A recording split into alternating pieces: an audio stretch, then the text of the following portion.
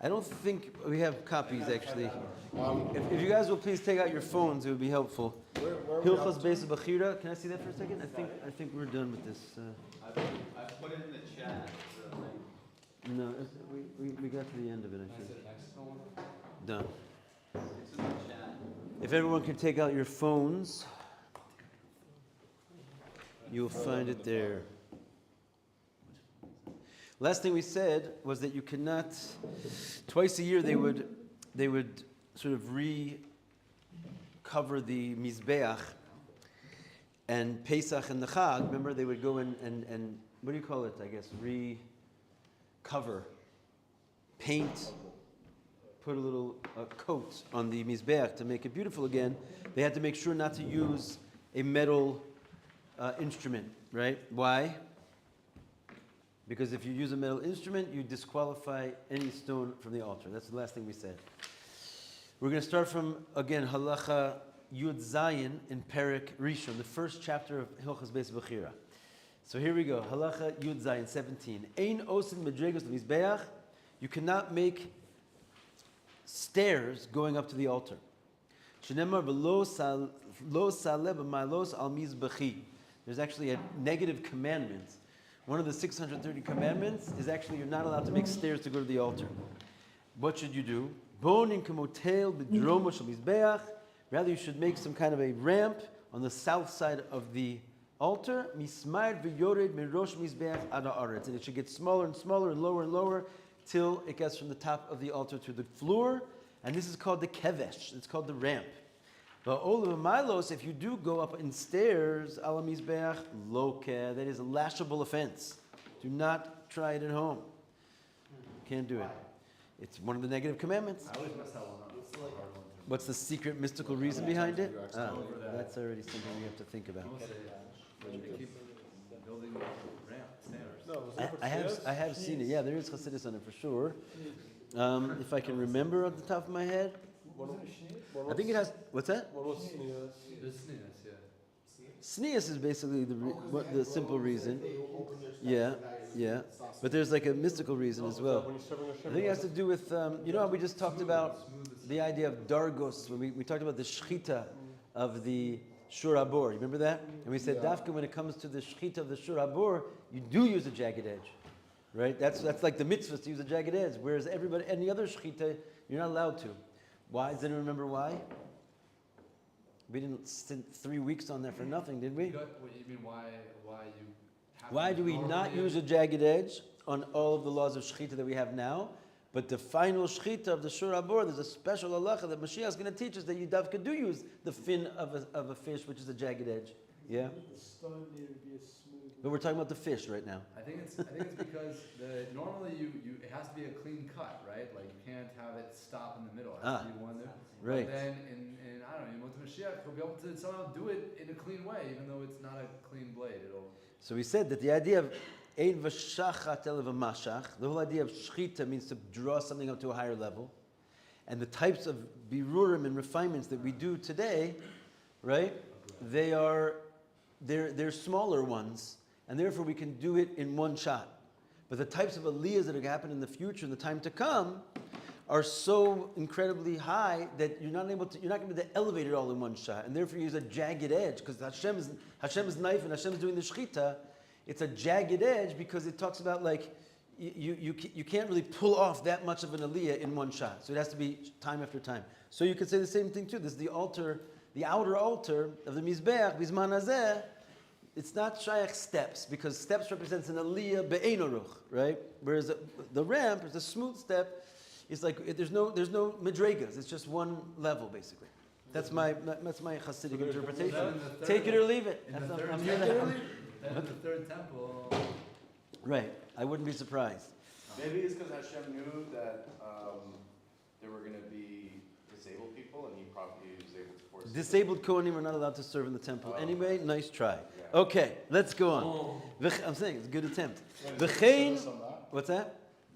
Yeah, you know the Chassidus on that. You've been learning it. Also, going forward, someone who destroys even one stone of the altar, O mikola heichel, or anywhere in the heichel, which is the entire building, O mi ben ha'ulam lemizbeach, or between the ulam and the mizbeach, which basically would be the floor, right? Because between the ulam and the mizbeach is just a small part of the courtyard. Yes, derech hashchasa, anyone who's going to destroy any stones in any of that area in a destructive way. In other words, if you're there to clean it and put a new one and you're a worker, that's not what we mean. But if you're there to, if you destroy it, you get lashed. How do you know? Because there's a pasuk, it says, "V'nitatztem es mizbechosam, lo sa'asun kein l'Hashem Elokeichem." It says regarding the destruction of the idol worshippers in our land, it says you have to break apart their altars, and then it says, don't do this to Hashem your God. So we hear from there, their altars we have to break, but you're not allowed to break our altar. And it's actually a negative commandment, one of the 613, and lashes are forthcoming. Yud Ches. Hamenorah v'cheileha b'shulchan v'cheilav u'mizbach ha'ketoris v'chol klei shares. So the menorah and all the instruments that go along with it, right? There were certain things that, like cleaning instruments and so forth, and little jars that was associated with it. The bread table and all of its instruments, and the altar of the incense and all of the all of the klei shares, which means all of the instruments that were used to measure and to pour and to collect, and all of the whole temple. Ein osin osam elamina mateches bavad. They must be made out of metal. If you made them out of wood or bone, or evan or stone, or shel zchuchis or shel glass, psulin, they're puzzle. Anything you do with them does not qualify as kosher work in the temple. Yud Tes. Hayo kahalanim, God forbid, what if the whole Jewish people was poor? Osin or some afilu shel bedil. You can make them, all these vessels, even of the most cheapest metal, which is lead. Ve'im heshiru, if they later got rich, osin or some shel zav, then you should really lechatchila make them all out of gold. So all the vessels in the base of Mikdash were mamish gold. Beautiful situation. In the second Testament, You scratching something? in the second Testament, it shows 10. Or What's that? In the second Testament, it shows all gold. As long as the kahal could afford it, I have to think that we could.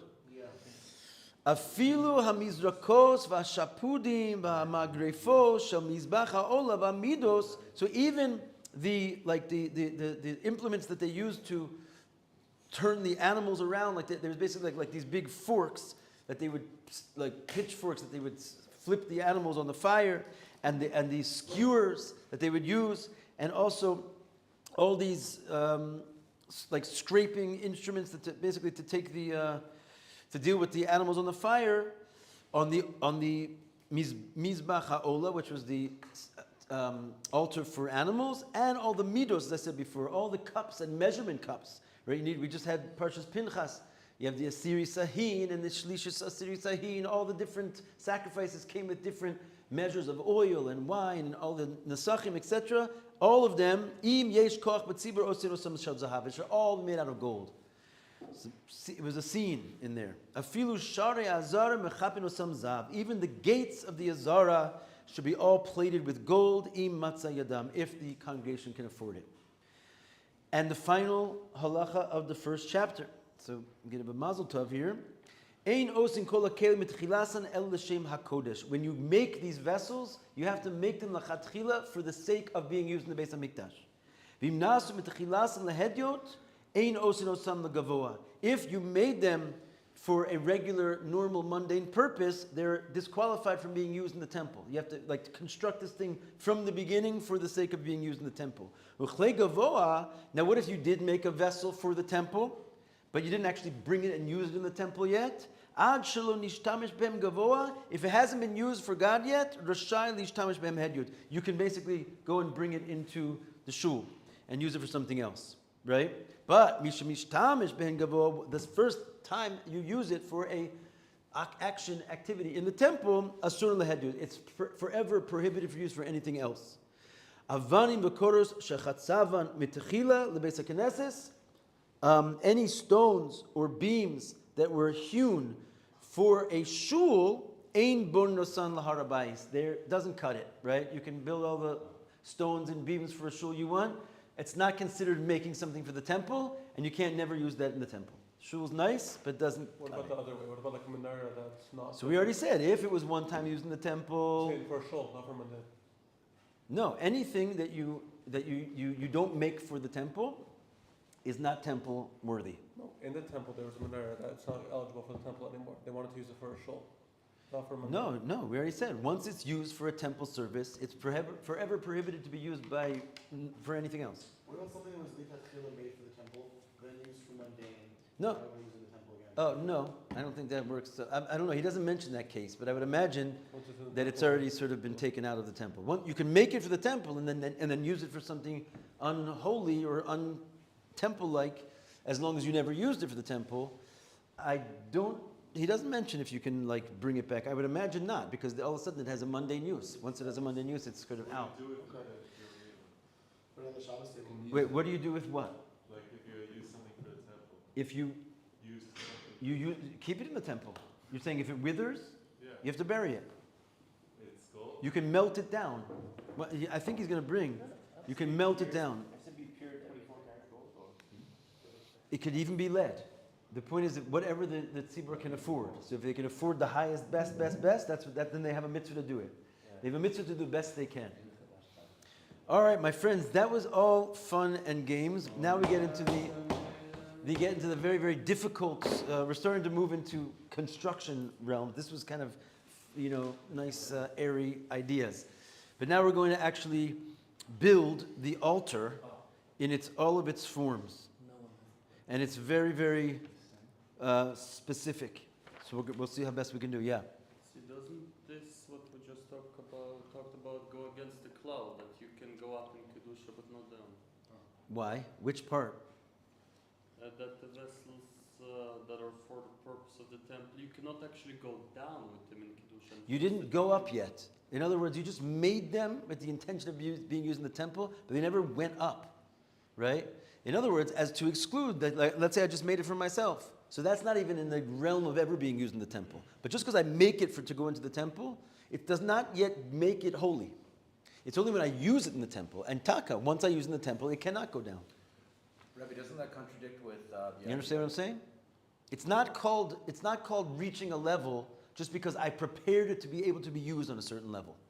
It's still mundane. Nothing happened to it. It's just that it's fit to be, used in the temple. But it has not gained the criteria of holiness of the temple. Once it does, it can't go down. The answer is half of their question, I guess. Why? I don't understand. The other half is like something that would be fit for the temple but was made without the intention for it to be used for the temple. This cannot go... Now, first of all, that's not even a thing. If it was not made for the intention of being used for the temple, it's not fit for the temple to begin with. Right, so I thought like generally there is a club that things can go up in Kedusha, meaning... Oh, can go up. You can say, Ma'ila Makodesh Bein Maridin. I see. So you can, but you can't, let's say, take a certain, in other words, it doesn't mean you can always go up, right? In other words, there's things that can't go up. What's that? Yeah, let's say klippas, they're sort of stuck there.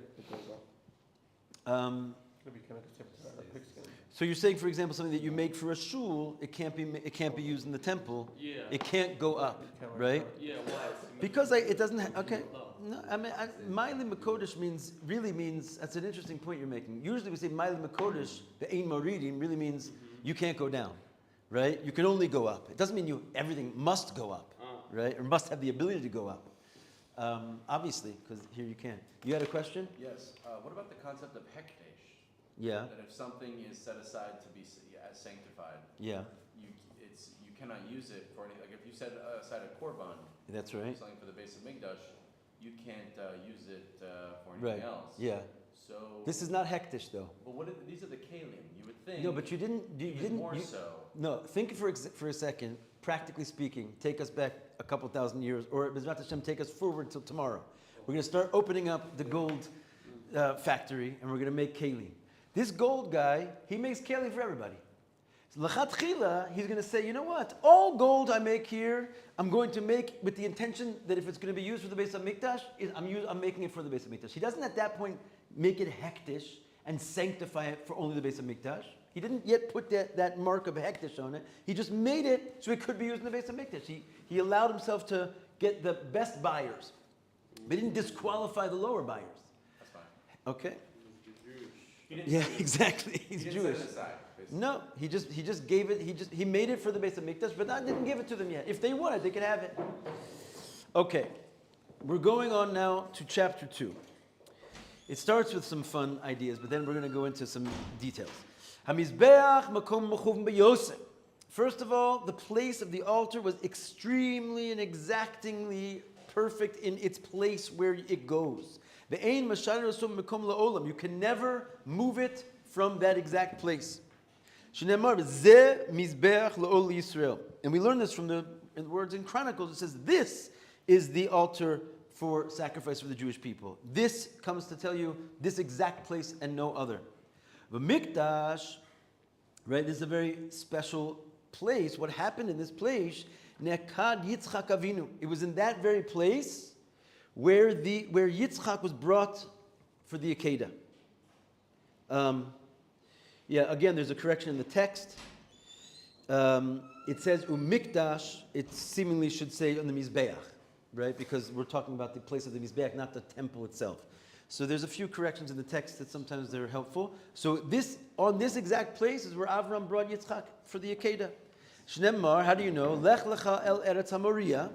Because first of all, we know it was in the place called the land of Moriah.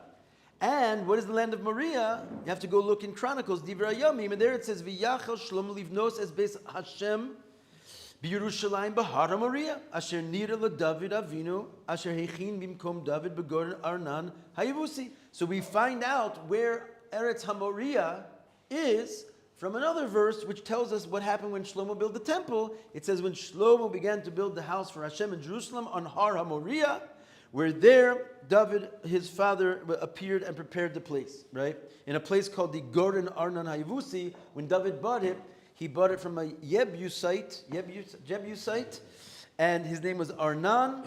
It was his threshing floor. David bought it. It had gone, I guess, into disarray and disrepair and changed hands since the time of the Akedah of Yitzchak. But that's where it was. Mesora bi'arakol, we have a tradition in everybody's hands. Shamakam shabana bo David u'Shlomo hamizbeach begoner aravna, in the place where David and Shlomo built this mizbeach, in this threshing floor. Hu hamakom shabana bo Avram hamizbeach v'karalav Yitzchak. That is the place that Avram built his altar and put Yitzchak on it. Hu hamakom shabana bo Noach. This is also the place where Noach built an altar, kishiyata min hateva, when he came out of the ark. It's the same altar that Cain and Abel offered on. Uboi kriv Adam Arishon. That's where Adam Arishon offered his first sacrifice. Carbon kashanivra, when he was created. Umisham nivra. And more than that, he was actually created from the earth in that place. It's pretty cool stuff. And this is all the threshing floor of a guy in Arna? Well, yeah, he sort of took it over at some point. And he was just like processing. Yeah, yeah. Where is this place? It's the place of the altar, right? Yes, this is the altar. Its exact place. It's a place that its exact coordinates have been known since the beginning of creation. That earth was used To create make Adam. Adam Arishon. Yes. So then Gan Eden was right there. Gan Eden Mistama was right there. I don't know exactly how that works, but he was created. Well, not necessarily. It says he was created from that earth. So not necessarily was he then placed there, right? But it actually, yeah, he made his an altar there Took the earth from there and made him from there, yeah. transferred over to Gan Eden. Mm-hmm. And then it says where did Adam bring him a mizbeach, but an offering? That was after he was out of Gan Eden. I don't think he brought an offering in Gan Eden. Right. So it makes sense, right? He took the earth from there, put him in Gan Eden. When he was kicked out, he came back there where he was created and brought an offering. That's where Cain and Abel brought. That's where Noach brought Avram, and ultimately David HaMelech. Yaakov slept there also, right? Why is it? Yeah. The Amru Chachamim, the sages said, Adam mimkom kaparaso nivra.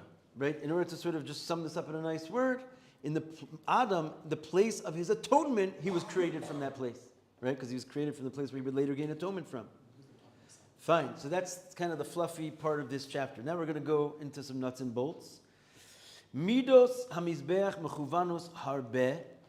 The actual structure of the measurements, I should say, of the mizbeach were very exact. V'tzuraso yedua ish me'ish, and its form was known by tradition. Man passed it down to man. Umizbeach shabanu b'nei hagola. The altar that was built in the days of Ezra, right? It's called Bnei Hagola, those who were exiled and came back in the days of Ezra. Ke'ein mizbeach sha'asid libanos asuhu. They built it based on the future temple. Remember we said this, that the second temple was built, some borrowed from Shlomo's temple and some borrowed from Yechezkel's description of the temple. And so this was built in accordance with how it was going to be in the future. You should not add or subtract from this exact form of making an altar. How do you do it? Shloshim Nevi'im alu imahem minagola. So there was 3 prophets, and he says they were Chagai, Zechariah, Malachi. These were the 3 prophets, right? They came up out of exile with Ezra, and they came to prophesize about this altar. Echad he'id lehem al makom hamizbeach. One prophesied the exact place of the mizbeach. Ve'echad he'id lehem al midosav. One prophesied and said this is exactly its measurements. Ve'echad he'id lehem shmakrivim hamizbeach hazeh. And one came and gave them the permission to offer on this altar kol ar karbanos, all the sacrifices could start afal pisha in shambais, even though they didn't build the temple yet. So they started off with an altar, and that's all they needed. They got to work. And this needed a prophet in order to give them permission to do so. Fine. Mizbeach sha'asu Moshe v'sha'asu Shlomo v'sha'asu b'nei Hagola v'sha'asi le'asos. So this altar that Moshe made, and that Shlomo made, and that the people that came back from the exile made, and in the future will make, kulam eser amos gova kol echad mehem. They were all 10 amos high, each and every single one of them.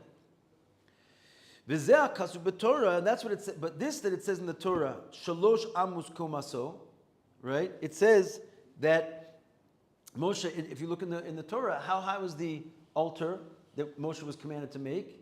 It says shalosh amos komaso. It says right there in plain black and white, it was 3 amos high. So how do we explain this? So he says makom amaracha bilvad. It wasn't the whole altar that was 3 amos high. The place of the maracha. What does maracha mean? Maracha is where they would lay out the wood, the place where the wood was put, which essentially, as we're going to soon see, there was different sections of the altar from the ground to the top, and the top section was called the maracha. It's the place where the wood actually went and where the animals went on the top. So when it says that it was 3 amos high in the Torah, it wasn't 3 amos high. Just the place of the maracha, the top section was 3 amos high, but Shlomo's and Moshe's and every mizbeach is 10 amos. That's a rule. Mizbeach sha'asu bnei gola v'chein ha'asid libanos midas arko v'rachpo 2 u'shloshim amos al 2 u'shloshim amos. However, there was definitely a big difference between Moshe's mizbeach and the mizbeach of the later temples, including the future temples. The height was the same, but the width and the length were different. Moshe's width and length was much, much smaller. The width and the length of the temple of the second temple and the third temple will be 32 amos by 32 amos. It's big. How much is 32 amos? 120 feet? No, it's like 1.5 feet is an amma. 50? So about 32, 70, 70 feet. 54 or something. It's a big altar. It's 1.5 feet on 32. So 32 times 1.5 is what? 48. There you go. 48 feet by I 48 thought we feet. just said that the measurements have to be exact and it was taught and everything like that. It is exact. What's the question? No, but we just learned that. How is it going to be 3 different measurements between Moshe Rabbeinu's? Not 3 different measurements. We're talking about, first of all, Moshe built the Mishkan, so they had to carry it around. There was a practical aspect to it. What we're saying is that it was 10 amos high, but it had different measurements in its width and length. But what we're saying, when they came to the Beis HaMikdash, that's when it basically got fixed and established what the what the altar was there, and that would never change again. But it does change again in the Beis Hamikdash. I'm saying it changed. Once it came to the base of Mikdash, they built it in accordance with the future altar specifications, which were different, and they built the second one already with those specifications of the future one.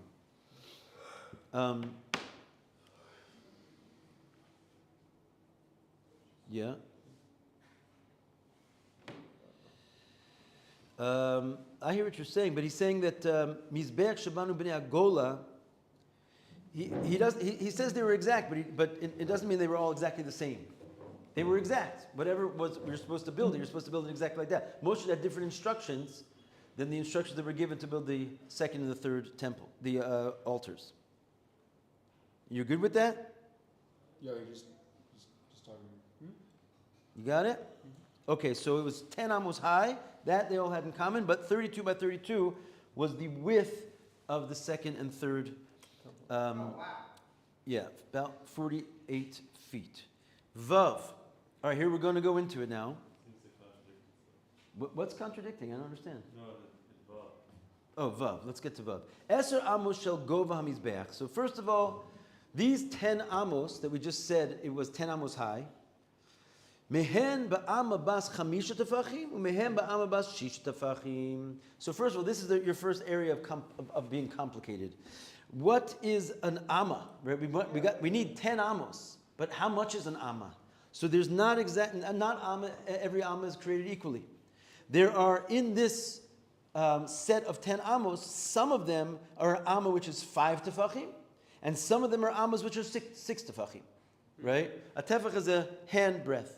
So basically, some of them were 5 of these, and some of them were 6. So in these 10, there were 5 and there were 6 tefachim lengths. It's like if I'm going to say it's 12 feet, but not every feet has 12 inches. Some feet have 14 inches, and some feet have 12 inches, but there's 10 feet, right?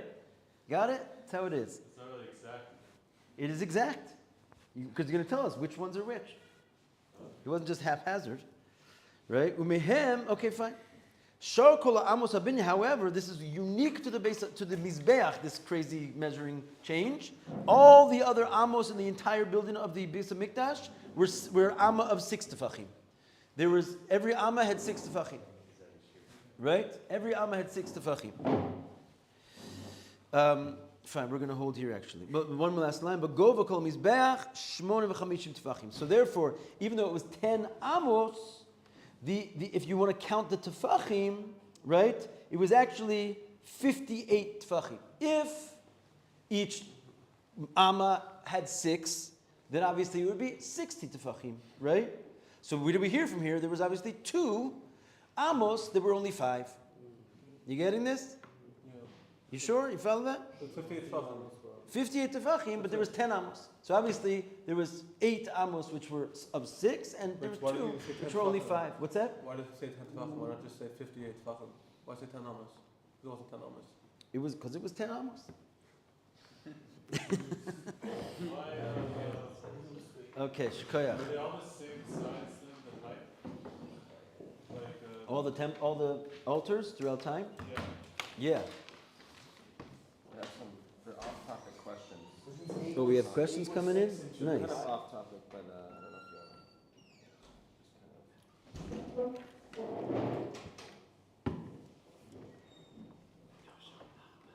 Is this just one person asking all these questions? There's not really, there's not really, there's a question there about the. What forum are they asking on? This is from Kick. Okay. I've never been on Kick, so. Your live stream is the whole gaming community. Yeah. Everyone else is playing. You're not live, right? Are we still live? Still have That's probably not the best.